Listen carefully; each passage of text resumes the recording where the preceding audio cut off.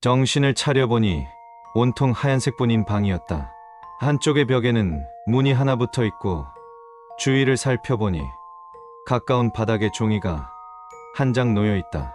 종이의 내용은 첫 문장부터 황당했다. 포기하십시오. 귀하는 해당 공간에 발을 붙인 순간부터 죽을 운명입니다. 이곳의 생환율은 0%, 귀하가 살아남을 방법은 없습니다. 하지만 귀하가 보다 편하게 죽길 바라며 지침서를 남깁니다. 고통 없이 죽고 싶다면 부디 아래의 지침을 따라주시길 바랍니다. 마음을 추스르십시오. 귀하가 현재 있는 방은 아무런 위협이 존재하지 않는 방입니다. 그렇기에 다음 방에 들어갈 준비를 하시길 바랍니다. 다른 각각의 방에는 최소 하나 이상의 위협적인 개체가 존재합니다. 그들을 마주하더라도 평정심을 잃지 않도록 최대한 마음을 누그러뜨리세요. 머리를 비우고 무념무상의 상태에 도달해 주십시오. 위 상태에 도달하는 것이 불가하다면 자신이 죽기 위해 발을 내딛는다는 사실을 최대한 상기하시길 바랍니다. 다음 방으로 나아가십시오. 귀하는 현재 첫 번째 방에 있습니다. 문은 끝없이 다음 방을 만들기 때문에 귀하의 죽음은 필연적이지만 귀하가 바로 마주하게 될 5개의 방에서는 부디 죽지 마십시오. 그들은 귀하가 느껴보지 못한 더 높은 차원의 고통을 안겨줍니다. 하지만 안전하게 다음 방으로 나아가는 방법은 존재합니다. 그들을 두려워하지 마십시오. 귀하의 공포는 그들을 자극합니다. 어차피 귀하는 죽을 운명입니다.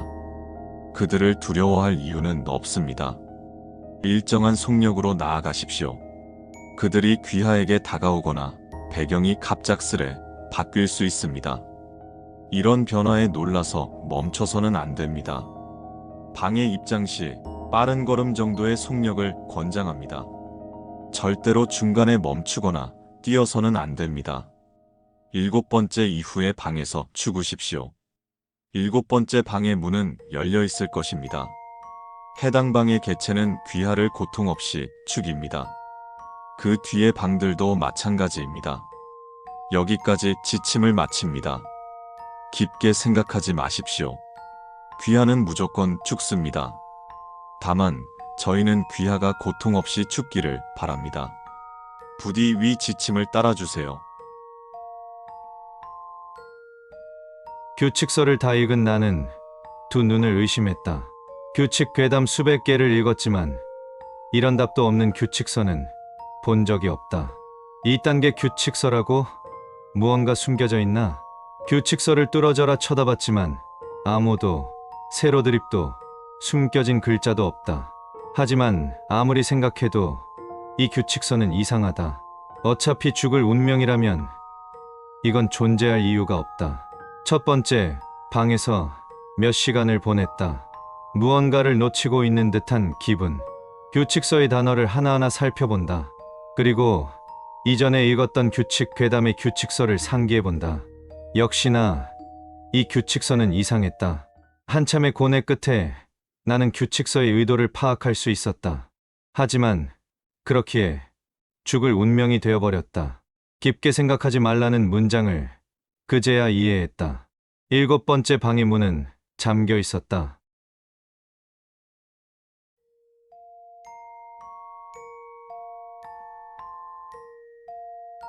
안녕하세요.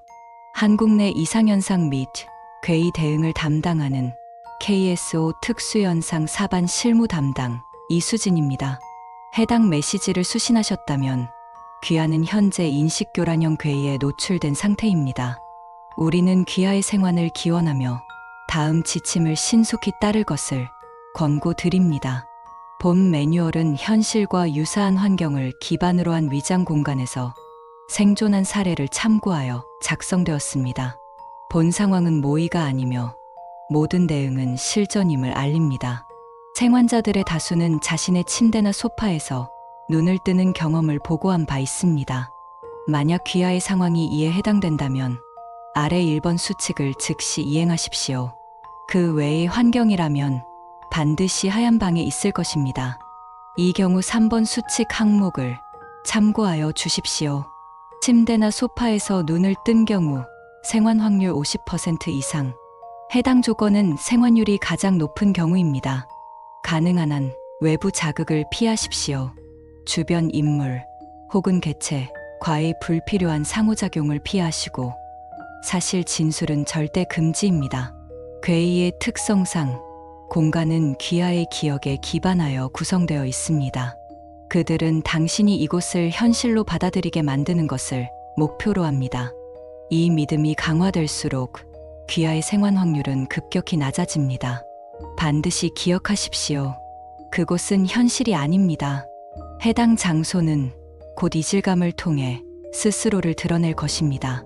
공간 내에 가족 또는 지인이 존재할 경우 그들은 실제하지 않습니다. 당신이 기억하는 모습을 흉내내는 위장형 개체일 가능성이 높습니다. 다음은 각 반응 유형에 따른 대응 방법입니다. 우호적 반응을 보일 경우 최소한의 대화만 유지하십시오. 그들이 제공하는 식사는 섭취 가능하나 약물은 절대 복용하지 마십시오. 그들은 귀하의 인식을 무력화하는 데 주력합니다. 이 말이 무슨 뜻인지는 잘 아실 것이라 믿습니다. 무관심하거나 일상적인 반응. 최상의 대응 시나리오입니다. 조용히 움직이십시오. 당신이 탈출을 시도하고 있다는 사실을 인식시키지 마십시오. 가능한 잊을 점을 찾아 조용히 행동하십시오. 적대적 반응. 극도로 위험한 상태입니다. 그들의 심리를 자극하지 않도록 최대한 조용히 빠르게 행동하십시오. 그들의 말이 논리적으로 타당하지 않더라도 절대 반박하거나 소리를 높이지 마십시오.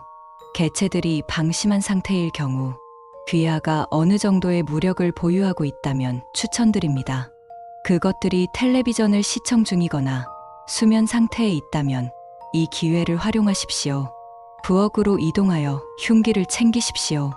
이 과정에 있어 그들의 주의를 끌지 않도록 하십시오. 날붙이를 추천드립니다. 만일 없다면 둔기류도 괜찮습니다. 흉기를 들고 그들이 눈치채지 못하게 뒤에서 조용히 접근하십시오. 심호흡을 하십시오. 기습하십시오. 날붙이의 경우 경동맥, 둔기의 경우 후두부를 추천드립니다.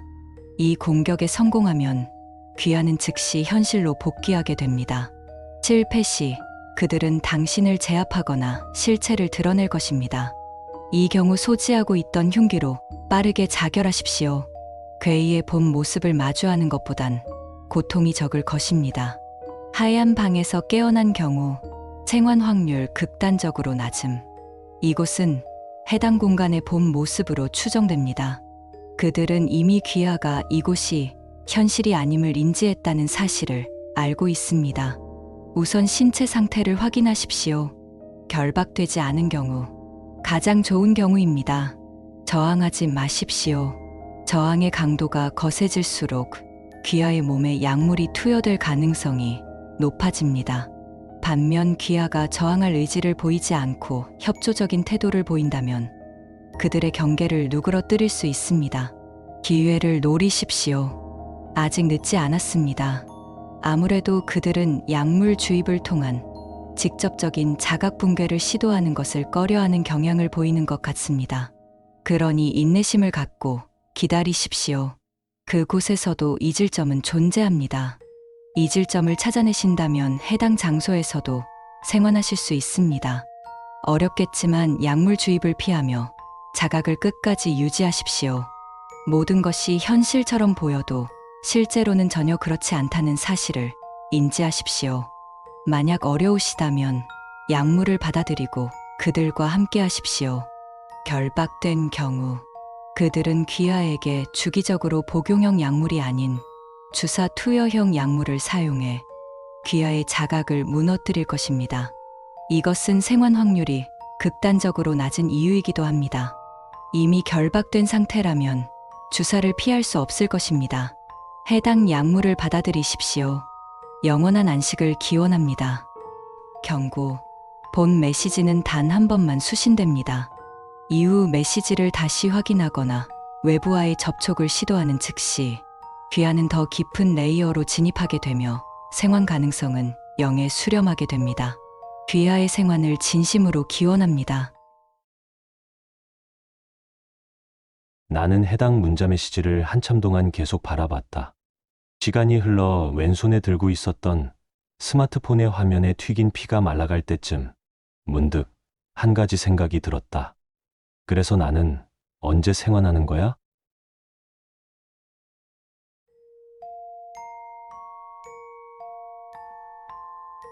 꽤 호화로운 퀸사이즈 침대 하나, 모던한 검은 가죽 소파, 밋밋한 흰색 틀의 창문, 가짜 화분, 몇 개 벽에 걸린 추상화 세점, 그리고 비누인지 버터인지 알 수 없는 무언가가 올려진 작은 협탁, 마지막으로 이상한 안내문이 떠있는 노트북처럼 보이는 무언가가 올려진 책상. 내가 눈을 떴을 때 발견한 모든 것들이다. 낯선 장소에서 눈을 떴음에도 그리 당황하진 않았다. 한눈에 들어온 이 장소는 겁먹거나 놀라기엔 너무나 평범하게 생겼다. 8평 정도 되어 보이는 그리 좁지 않은 넓이에 생활감이 엿보이는 것 같기도 한 조금씩 정리되지 않은 배치 등, 다만 출입구 따윈 보이지 않는다. 창문을 살펴본다. 창밖의 풍경은 정적인 들판이다. 구름이 흐르고 보이지 않는 곳에서부터 볕이 따사로이 비친다. 지나치게 평온하기에 어색하다. 마치 높은 화질의 스크린을 보는 듯하다. 창문은 열리지 않는다. 사실 흔들리지조차 않는다. 침대와 소파를 살펴본다. 침대의 시트는 구김이 없다. 소파는 가죽의 마감부가 존재하지 않는다. 여전히 푹신하다는 것은 다행이다. 소파와 침대 밑에도 특별한 점은 없다. 협탁에 놓여진 물체는 정체를 짐작할 수 없다. 화분의 흙에는 이빨이 섞여 있다. 바닥재와 벽지는 작은 얼룩과 흠집들이 적절하게 배치되어 있다.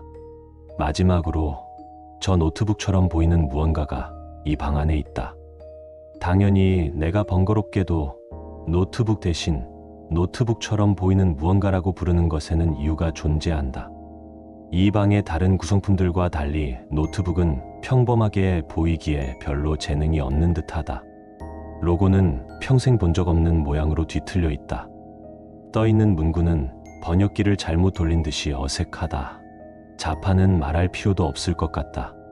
저것이 정상적으로 작동하는 키보드라면 인류는 말도 안 되는 디자인을 위해 공대생을 얼마나 괴롭힐 수 있을까에 대한 새로운 경지에 도달할 것이다. 하지만 저것을 살펴보지 않는 나에게 남은 선택은 이 비현실적인 방에서 무력히 기다리는 것밖에 존재하지 않는다. 겁먹지 마세요. 만나서 반가워요. 우리 양의 저질자는 요정들은 환호의 5번째 주기에서 특별한 행사를 주최하기로 결정했습니다. 지구상의 2발 벌거벗은 남자에게 압도적인 기쁨. 모든 생명에는 상상할 수 없는 기회가 찾아온다. 당신이 결코 꿈꾸지 못했던 것들을 손에 넣으십시오. 우리는 같은 값으로 교환만 합니다. 값은 당신의 상황과 다른 모든을 고려한 공정한 결과입니다. 편하게 질문하십시오. 노트북에 떠있는 괴상한 안내문은 여기서 끝났다. 양의 젖을 짜는 요정들, 2발 벌거벗은 남자. 도대체 원문을 짐작할 수가 없는 번역이다. 그 뜻은 더더욱 예상할 수가 없다. 아랍어나 힌두어 따위의 낯선 언어에만 존재하는 고유 명사를 억지로 번역한 듯하다. 어쩌면 저 단어의 정확한 뜻 따위는 하나도 중요치 않을지도 모른다. 약간의 초조함이 느껴진다. 이 이상한 노트북 덕분에 내가 존재하고 있는 장소가 절대 일반적이지 않다는 실감이 드는 걸지도 모르겠다. 주어진 정보가 적기에 나는 잠깐의 고심 끝에 키보드를 눌러본다. 이상하게도 원하는 질문이 화면에 적혀나가는 것이 보인다. 공대생들에게 짧은 애도를. 편하게 질문하십시오. 교환이 무엇인가요? 무언가를 교환한 뒤에 나갈 수 있나요? 네, 선생님. 교환을 선택하는 데 시간 제한이 있습니까? 아닙니다. 우리는 당신의 시간 감각을 이해하고 신중하게 생각할 수 있도록 많은 주의를 기울였습니다. 질문에 개수 제한이나 불이익이 있습니까? 아닙니다. 교환은 물질로만 또는 내가 분명히 알고 있는 것으로 제한됩니까? 무엇이든 동등한 가치로 교환할 수 있습니다. 결정하는데 오랜 시간이 걸리기 때문에 힘듭니다. 배고픔과 피로의 해결책. 미리 저희는 전원 막대기를 제공하는 것이 합리적이라고 결정했습니다. 구강을 통해 섭취의 기쁨을 느낄 수 있습니다. 저 이전에 저와 동일한 경험을 한 사람들이 있습니까? 이미 맞습니다. 많은 두발에게 기쁨을 주었습니다. 과거의 교환에 대한 예를 제공할 수 있습니까? 당연하지. 애인 요구, 안전하게 일상으로 돌아가는 것. 대가, 간. 비 요구, 흰긴 수염고래가 될래요. 대가, 페튜니아 화분 1개. 시 요구, 100만원. 대가, 8살 때 자전거를 타다 넘어져 생긴 흉터. 디 요구, 100만원. 대가, 신앙. 이인 요구, 신체에 무리가 가지 않는 인간을 초월한 강력한 힘. 대가, 생후 2개월하고도 10일날 그의 모친이 그에게 속삭인 것에 대한 망각. F, 요구, 종달새 1마리. 대가, 사랑니 1개. G, 요구, 지구가 평평하다는 증거. 대가, 죄송하지만 표현할 수 있는 마땅한 42번째 언어를 찾지 못했습니다. 짧은 문장들로서 이전 사람들의 흔적이 화면에 떠오른다. 신체 부위, 물건 등 상대적으로 가벼운 대가를 치르고 나간 사람들이 있다. 아니지. 간은 그리 가벼운 대가가 아니겠다. 교환의 규칙성을 찾는다는 희망은 버려야 할지도 모르겠다. 똑같은 것을 요구했으나 전혀 다른 것을 대가로서 받은 예시가 바로 앞에 존재하니 어쩌면 그 전 사람이 이미 요구한 것을 재차 요구하면 대가가 높아지는 걸지도 모른다. 조금이라도 현명한 선택을 하기 위해선 질문이 더 필요하다. 과거의 교환에 대한 예시를 추가적으로 제공할 수 있습니까? 당연하지. H, 요구, 10만원, 그리고 이거 대가가 어떻게 되는지는 랜덤인 건가? 다른 사람들 어떻게 했는지 질문해 봤는데, 내장이나 수명 이런 거 걸리면 나가자마자 죽을 수도 있는 거 아님? 일단 무난하게 10만원으로 요구하고, 혹시 몰라서 그러는데? 만약 여기서 나간 다음에 일 생길까봐 여기다 메모 남기는 것도 대가로 쳐도 됨? 내 이름, 이곳 주소, 현관문 비번인데 만약 죽어 있으면 신고하고 제발 컴퓨터 야구 방망이로 한 대만 내리쳐줘 이라고 적힌 포스트잇을 이 공간의 노트북 뒷면에 붙여줄 것. 대가 11만원. 아인 요구, 공짜 세계 여행. 대가, 비성숙한 보호종으로서의 권리. 제인 요구, 엄마의 사랑. 대가, 38년의 수명, 1200만원. K 요구, 100억. 대가, 3번 경추와 3번 요추, 오른쪽 눈썹 2가닥. L 요구, 6년간의 고립과 완전한 자각. 대가, 밴드 언더미스의 친필 사인이 들어간 단종된 2번째 앨범. M 요구, 귀여운 강아지. 대가, 전신의 채모. N 요구, 토성의 고리에서 서핑. 대가, 유머 감각. O 요구, 끝내주게 맛있는 와인 한 잔. 대가, 여동생.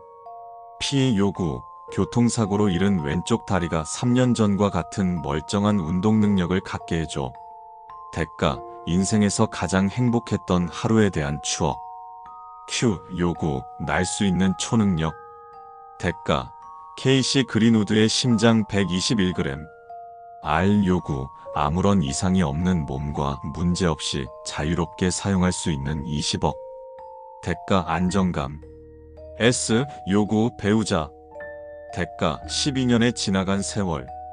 T 요구, 1억.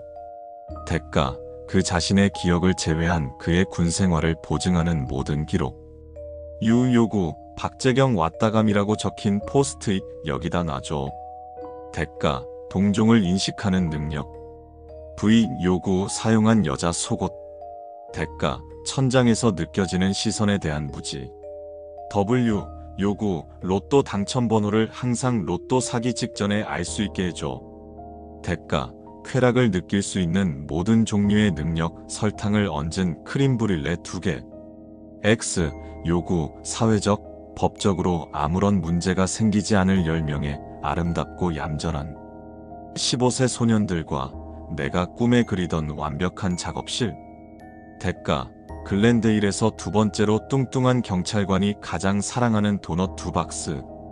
Y 요구 금반지 하나. 대가, 12개의 손가락. Z 요구 어마어마한 행운. 대가, 잠드는 능력과 잠에서 깨어나는 능력. 이상입니다. 더 많은 질문은 적절치 못한 경우들을 포함할 수 있습니다. 노트북은 글씨를 한참 뱉어내다가 다시 멈추었다. 조금 의미심장한 문구가 떠오른다. 이전 질문들까지는 존재하지 않았던 문장이다. 질문에 개수 제한이나 불이익은 없다고 했지. 하지만 난 점점 저 요정들에 대한 신뢰가 사라진다. 그들의 주장대로 단순한 선의로 이런 기회를 제공하는 것인가? 아니라면 어떤 사악한 목적에 의해 사람들을 고통받게 하고자 저런 말도 안 되는 대가들을 매긴 것인가? 당신들은 어떤 악의를 가지고 저를 이곳에 데려와 교환을 시키는 것입니까? 아닙니다. 어쩌면 감을 잡은 것 같다. 악의가 아니라고? 그래, 분명 아니겠지. 다만 내가 이해할 수 없는 관점에서의 것일 테다. 평범한 방에 대한 모사의 노력도 그렇다. 그들은 아마 나름의 최선을 다했을 것이다. 하지만 일반적인 화분의 흙에 이빨 대신 조약돌을 섞어야 한다던가, 평화로운 풍경은 보통 약간의 활기를 포함해야 한다는 것 등을 충분히 이해하지 못한 것이다. 내가 어떤 교환을 해야 할지 알 것 같다. 현물은 아니다. 특별한 초능력도 단순한 오락거리도 안 된다. 그들 기준에 합당하고 공정한 거래에 의해 선글라스 하나를 받고 2다리를 잃는 일 따위의 위험이 너무 크다. 내가 아무리 큰 것을 대가로 내놓더라도 그걸 만회할 수 있는 요구가 필요하다. 예를 들면 이곳에 오기 전과 완벽하게 일치하는 현실을 그대로 살게 해달라던가, 모든 것을 마음대로 할 수 있는 전지전능한 능력을 달라던가, 무슨 일이 일어나더라도 되돌릴 수 있게 해달라거나. 문장을 가다듬기 위해 조금의 고민을 더하고 나는 키보드에 다시 손을 올린다. 화면에 문장이 나타나기 시작한다. 내가 요구하고자 하는 것은, 차라리 선글라스를 받았어야 했다. 나는 내가 상상할 수 있는 가장 위대하고 우주적인 것을 요구했다. 그러니 대가로 돌아올 것은 내가 상상조차 할 수 없던 그 너머의 것일지도 모른다고 떠올렸어야 했다.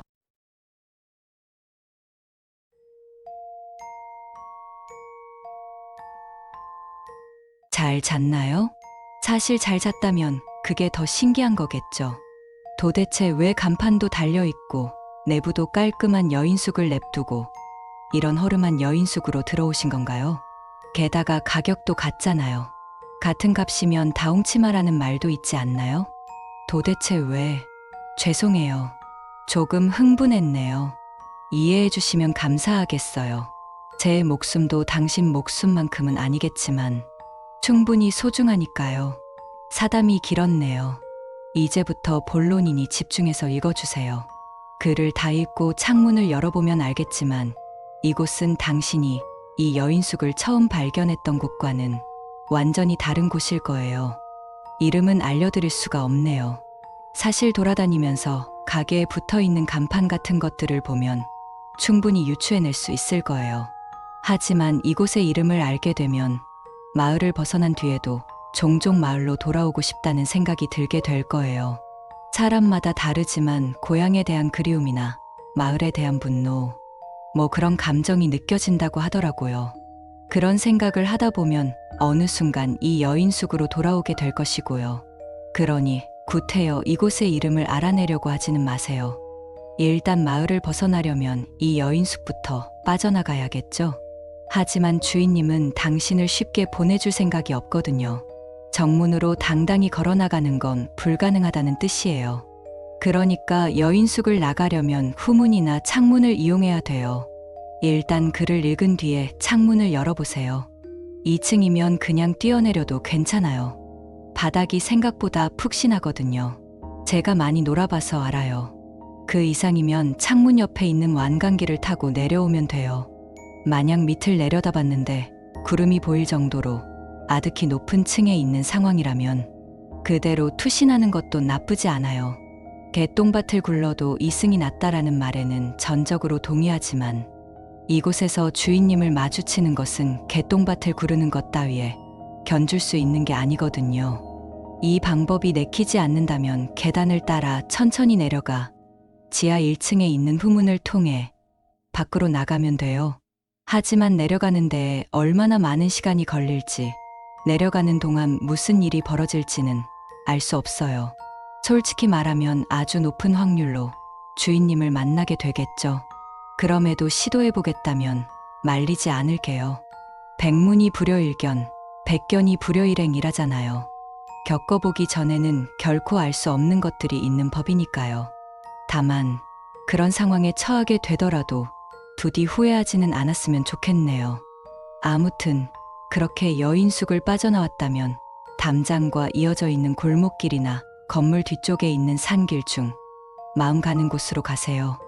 어떤 길로 가든 간에 공통적으로 주의해야 되는 점들이 있어요. 첫째는 수탉이 울기 전에 길의 끝에 도착해야 해요. 날이 밝기 전에 마을을 떠나라는 것과 비슷한 말이지만 약간의 차이가 있어요. 여인숙 옆엔 양계장이 있어요. 그곳엔 여러 마리의 암탉과 한 마리의 수탉이 있거든요. 기차와 통을 삶아먹기라도 했는지 그 수탉의 울음소리는 마을 아니라면 어디에서도 들을 수 있어요. 마을 주민들은 그 소리를 듣고 활동을 시작해요. 그 수탉의 목을 꺾어버리면 시간을 좀 더 확보할 수 있거든요. 하지만 닭의 목을 비틀어도 새벽은 온다는 말처럼 좀 더 늦을 뿐이지 시간이 지나면 주민들이 당신을 잡으러 올 거예요. 만약 후문을 통해 탈출한 것이라면 이 방법을 써야만 시간을 겨우 맞출 수 있을 거예요. 하지만 그런 상황이 아니라면 별로 추천하진 않아요. 왜냐하면 그 수탉을 잡고 나면 양계장엔 암탉들만이 남잖아요. 그러면 암탉들이 수탉을 대신해서 울음소리를 낼 거예요. 암탉이 울면 집안이 망한다라는 말 들어보셨죠?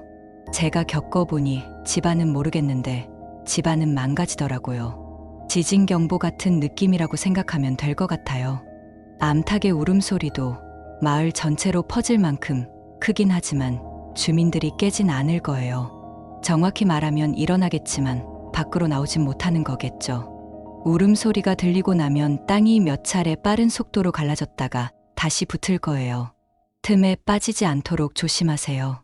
치우는 게 여간 쉬운 일이 아니라서요. 둘째, 앞만 보고 가세요. 안개가 자욱하게 껴있기도 하고 길을 가다 보면 내가 똑바로 가고 있는 게 맞나? 하는 불안감과 긴장감이 들 수 있어요. 하지만 길을 무서워하면 범을 만난다는 말이 있듯이 그런 감정은 어떠한 도움도 되지 못하니까요. 언제나 당당히 앞으로 나아가기만 하면 돼요. 때때로 갈림길이 나타날 수도 있지만 걱정할 것 없어요. 충분한 확신만 있다면 당신이 가는 길이 곧 길이 될 것이니까요. 또 홀로 길을 걷다 보면 고독함이나 외로움이 느껴질 수도 있지만 그 길은 가고 있는 것은 당신뿐만이 아니에요. 뛰는 놈 위에 나는 놈 있다는 말이 있잖아요. 그 길 위에서 당신은 뛰는 놈이기도 하고 나는 놈이기도 해요. 무슨 말이냐고요? 당신의 발 밑에도 머리 위에도 무언가가 잔뜩 득실대고 있으니 제발 무슨 일이 생기건 간에 앞만 보고 가라는 말이에요. 뒤를 돌아보는 것은 괜찮지만 너무 오래 돌아보고 있는 것은 추천하지 않아요. 셋째, 혼잣말은 하지 마세요. 낱말은 새가 듣고 반말은 쥐가 듣는다. 아주 유명한 말이죠. 위에 말한 것처럼 위든 아래든 간에 득실거리는 것이 잔뜩 있다고 했잖아요. 그것들은 넓게, 아주 넓게 보면 새라고 할 수 있고 쥐라고도 볼 수가 있거든요. 낮이고 밤이고 상관없이 둘 다 듣는다는 약간의 차이점은 있지만요. 혼잣말을 하면 그것들이 자기를 부르는 것이라고 생각할 거예요. 곧 그쪽으로 고개가 돌아갈 것이고요. 크게 어려운 주의사항도 아니잖아요. 스스로에게 위안이 될 법한 말들은 부디 마음으로만 해주세요. 넷째, 주민들을 만나도 너무 당황하지 마세요. 가끔씩 닭이 울기도 전에 밖으로 나와서 산책을 하는 주민들이 있을 수 있어요. 하지만 주인님을 제외한 주민들은 닭이 울기 전까지는 당신에게 위협이 되지 않을 거예요. 의외로 당신에게 호의를 베풀 수도 있죠. 그러니 말재주가 좋으면 대화를 시도해보는 것도 좋아요. 말 한마디로 천냥 빚을 갚을 수도 있는 법이니까요. 그런데 그들이 베푸는 호의가 음식이라면 정중하게 거절하는 걸 추천할게요. 맛은 좋아요. 하지만 맛이 너무 뛰어난 게 문제라고 할 수 있을 것 같네요. 둘이 먹다 하나가 죽어도 모를 맛이거든요. 말 한마디로 천냥 빚을 갚을 수도 있지만 반대의 경우도 얼마든지 가능하거든요. 그러니 주민들의 이 말을 잘 확인해 보세요. 대부분 인이라는 한자가 새겨져 있을 거예요. 1개에서 2개인 경우엔 말을 걸어보는 것을 적극적으로 추천할게요. 면전에 대고 부모 욕을 하는 게 아닌 이상 위험한 일은 없을 거예요. 3개인 경우엔 말을 정말 잘하는 게 아니라면 피하는 게 좋아요. 하나도 없다면 무시하고 지나가세요. 살아오면서 여태껏 단 한 번도 화를 참아본 적이 없을 확률이 높거든요. 공통적으로 주의해야 하는 사항은 이게 전부예요. 산길의 끝엔 작은 강과 여러 척의 배가 있을 거예요. 배마다 뱃사공이 타고 있을 거고요. 여러 명이 타고 있을 수도 있고 한 명일 수도 있고 타고 있지 않을 수도 있어요. 사공이 한 명인 배를 타는 것이 좋아요. 사공이 여러 명인 배는 크기도 크고 속도도 빨라요. 의외로 길도 정상적으로 가는 것처럼 느껴지겠지만 어느 순간 눈을 떠보면 처음 보는 산 속에서 눈을 뜨게 될 거예요. 적당한 배를 탔다면 거의 다 끝났어요. 하지만 목적지로 가는 동안 뱃사공에게 끊임없이 말을 걸어야 해요. 어느 순간 그가 말없이 노만 젓기 시작한다면 얼굴을 확인해 보세요. 그의 얼굴을 봤을 때 눈이 과도하게 많거나 여러 사람의 얼굴이 겹쳐 보인다면 즉시 강으로 밀어버리세요. 의외로 수영은 못하거든요. 실패했다면 강으로 뛰어들거나 산에 가서 어떻게 행동할지 잠시 생각해보는 것이 좋아요. 가던 방향으로 배를 쭉 몰고 가다 보면 아주 익숙한 강에 도착할 수 있을 거예요. 도착한 뒤엔 알아서 집으로 돌아가면 돼요. 당연하게도 교통비는 알아서 지불하셔야 하고요. 골목길에는 군데군데 물웅덩이가 있어요. 아주 오랫동안 고여있던 물이죠. 겉보기엔 깨끗하게 보이겠지만 완전히 썩어 문드러진 물과 비슷하게 생긴 무언가일 뿐이에요. 절대 밟지 마세요. 저희 주인님도 물웅덩이만큼은 어떤 상황에서도 밟지 않거든요. 골목길의 끝에 가까워지면 주변이 점점 어두워지기 시작할 거예요. 근처에 촛등이 있을 테니 챙긴 다음 다시 나아가세요. 똑같이 물웅덩이를 밟지 않게 조심하면서 나아가기만 하면 돼요. 하지만 반드시 촛불이 꺼지기 전에 길 끝에 도착해야만 해요. 또 때때로 오한이나 무섬증, 속삭임이 느껴질 수도 있어요. 주위를 둘러보는 것은 상관없지만 실수로라도 등잔 밑을 쳐다보지 않도록 조심해 주세요. 어두워서 잘 보이지도 않겠지만 눈이 마주치고 나면 돌이킬 수 없어요. 길 끝에 다다르면 작은 집과 연결된 문이 보일 거예요. 열고 들어가면 집 근처의 폐가에서 눈을 뜰 거예요. 귀신 같은 건 없지만 그보다 더 무서운 것이 있을 수도 있으니 빠르게 폐가를 빠져나가 집으로 돌아가면 돼요. 제가 알려드릴 수 있는 건 전부 알려드렸어요.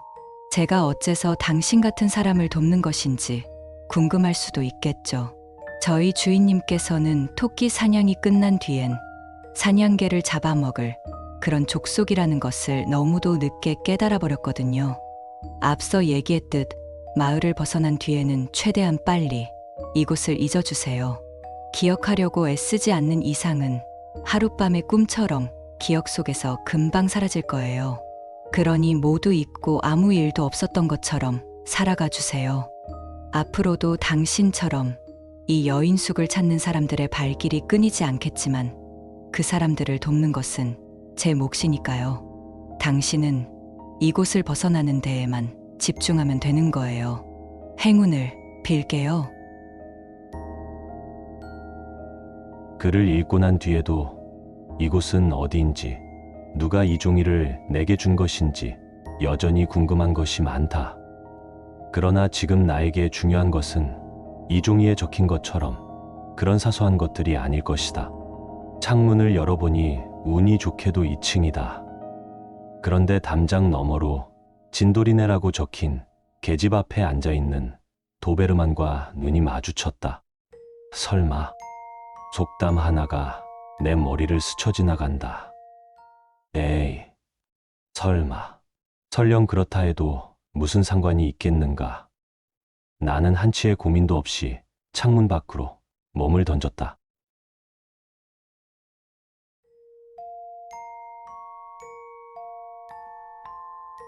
30년대를 대표하는 단어는 광기다. 20년대의 마지막 날 저녁, 대한민국 고양시 어딘가 8년 만에 찾아온 역대급 한파에 도시는 얼어붙었지만 사람들은 연말 분위기에 젖어 평소보다 상냥했다. 다가오는 2030년을 기다리며 누군가는 설렘에 물들어 또 누군가는 추억에 젖어 새로운 10년을 준비했다. 미래를 그리며 조잘되는 젊은 커플, 유일한 즐거움은 과거에 두고 온 듯이 추억을 나누며 어린아이처럼 해맑게 웃는 중년 남성들. 골목마다 송구영신의 분위기가 무르익고 곧 성년이 될 아이들은 술을 사러 편의점 입구에서 스마트폰 시계를 보며 서성이던 그 평범한 2029년 12월 31일의 풍경. 때로 한복판에서 우리 모두가 아는 그 재해가 발생했다. 처음 사람들은 어리둥절했다. 자신들이 처한 상황을 제대로 이해하는 사람은 없었다. 갑자기 건물 안에서 사람들이 파도처럼 밀려왔다. 하나, 둘, 이 상황이 의미하는 바를 깨닫자 거리는 아비규환이 됐다. 곳곳에서 사이렌 소리가 울려대고 사람들은 스마트폰을 붙잡고 다급하게 전화했다.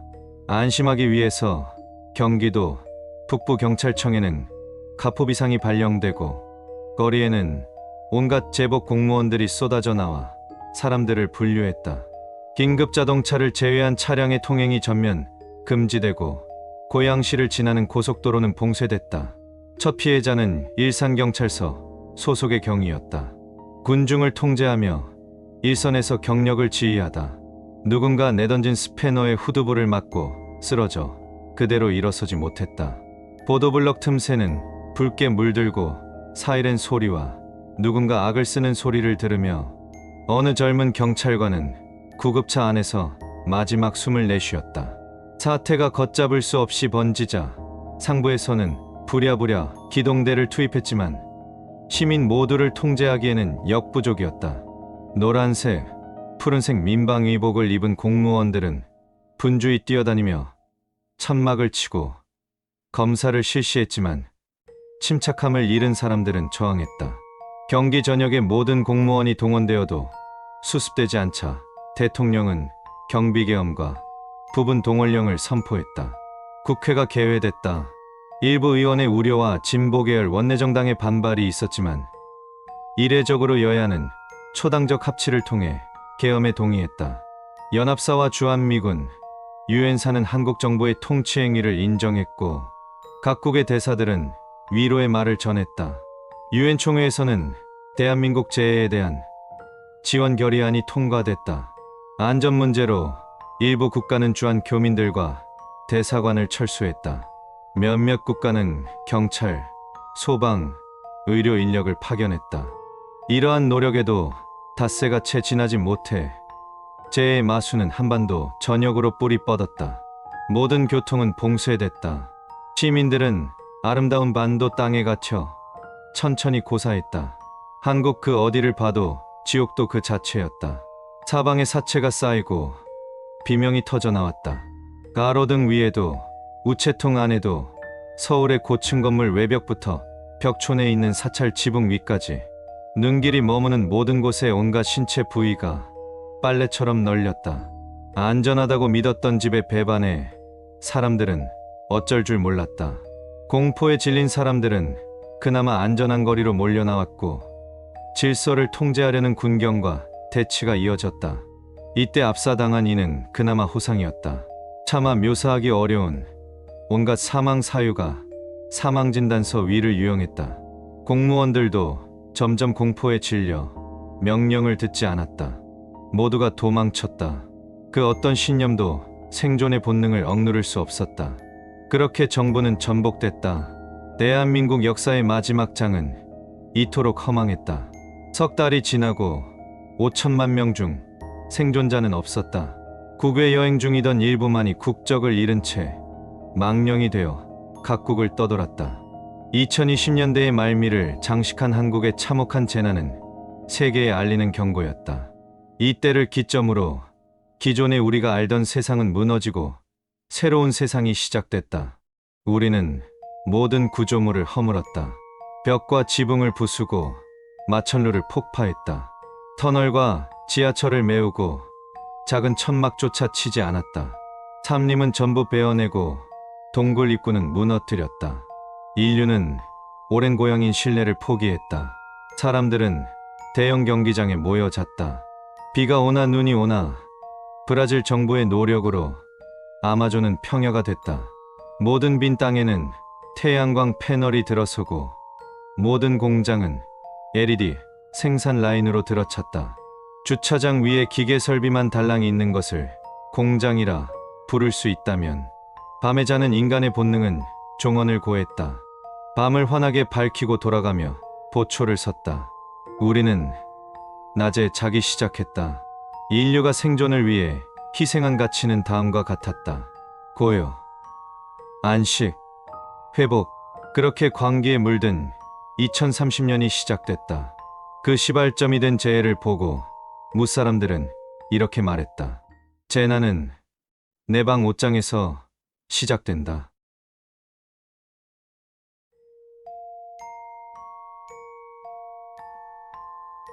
저번 주 목요일 자고 일어났더니 세상이 좀 바뀌어 있었다. 그러니까 하루아침에 보편적인 인간의 기준이 몇 가지 바뀌어 버린 것이다. 예시를 들자면 버스는 뒷문으로 타고 앞문으로 내리는 것이 박수를 손등으로 치는 게 상식이 된 것 정도. 근데 뭐 그런 자잘한 건 적응의 문제였지. 나는 그냥 그렇구나 하고 납득했을 뿐이었다. 정말 그것들은 별것도 아니었다. 진짜 문제는 그게 아니었으니까. 이 바뀐 세상에선 사람들이 인육을 먹었다.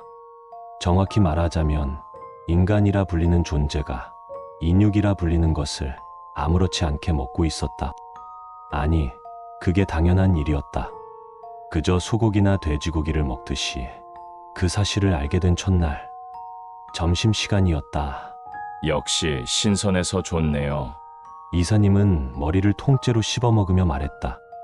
거기에 대고 부장님은 아쉬운 얼굴로 덧붙였다. 이것만 생각하면 옛날이 참 좋았는데 말이죠. 고용관계랍시고 못 잡아먹게 만들고 구내식당 메뉴도 바꾸고 도무지 회사 오는 맛이 안 난다고요. 벌금이야 좀 물면 그만이지만 생각하면 화가 난다니까요.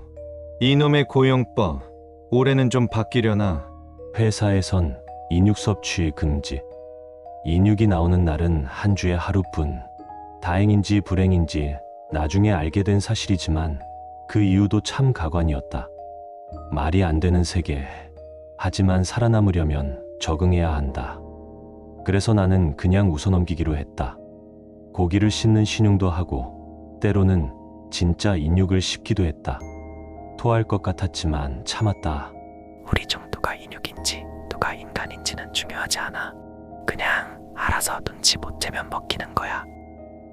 어느 날은 나와 같은 처지로 보이는 동기가 내게 다가와 조용히 속삭였다. 그는 다음날 구내식당의 점심 특선 메뉴로 나를 맞이했다. 나는 인간일까? 인육일까? 답은 알 수 없었다. 그런 나로서 생존을 위해 할 수 있는 최선은 오직 인간 노릇이었다. 그리고 오늘은 문제의 날이었다. 거래처 미팅. 회사 인간들 대하기도 무서워 죽겠는데 그 인간들 앞에서 생판 초면인 거래처를 상대해야 한다. 잘 해낼 수 있을까? 솔직히 그것보다 더 지배적으로 드는 생각은 그 거래처도 인간일까 하는 의문이었다. 미팅 시간이 다가오자 회사의 사람들이 일일이 회의실로 모여들기 시작했다. 일반 사원 둘, 팀장, 부장, 이사. 일반 사원인 내가 오늘 미팅에서 맡은 것은 다행히도 프레젠테이션 보조역일 뿐이었다. 별일 없을 것이다. 그 생각대로 미팅은 순조롭게 진행됐다. 바뀐 세상에서도 회사 일은 별 다를 것이 없었다. 마음에 안 드는 점이라면 수정 시간의 늦은 도착으로 회의가 조금 길어졌다는 정도? 그래도 배부른 소리였다. 내가 우려한 별일은 없었기에 그렇게 한숨을 돌리려던 차에 일이 터졌다. 이사가 잠깐 쉬는 시간을 갖자고 제안한 것이다. 이른바 커피타임. 커피 타기. 당연하게도 그것은 여기서 가장 말단인 내 역할이었다. 나는 커피를 9잔 탔다. 거래처 사람들에게 내미는 순간을 상상하며 손끝에 신경을 집중했다. 거래처 사람들은 젠틀했다. 인육을 입에 달고 사는 부장과 이사와는 다르게 혹시라도 나와 같은 생각은 이어지지 못하고 끊겼다. 미처 잊어버리고 있던 중요한 사실이 머리를 스쳤기 때문이다. 인간은 반시계 방향으로 젖는다. 당연한 사실이다. 5살짜리 어린애도 아는. 그러니 인간인 나는 반시계 방향으로 커피를 휘저었어야 한다. 그러나 나는 아무 생각 없이 시계 방향으로 젓고 있었다. 사실을 자각한 후에야 손끝에서부터 온몸으로 미묘한 어긋남이 퍼졌다. 이리저리 흔들리는 커피 스푼의 움직임에 맞춰 내 심장도 조여들고 있었다. 들켰을까? 어렴풋이 느껴져 오는 감각들이 날 미치게 했다. 부장님의 뜨거운 눈빛은 내 등을 집요하게 훑는 듯 했고, 이사님의 침 삼키는 소리는 유난히 크게 들렸으며, 거래처 사람들은 그저 조용히 나를 관찰하고 있는 듯 했다. 나는 태연하게 커피잔을 들고 뒤를 돌며 생각했다. 좆됐네.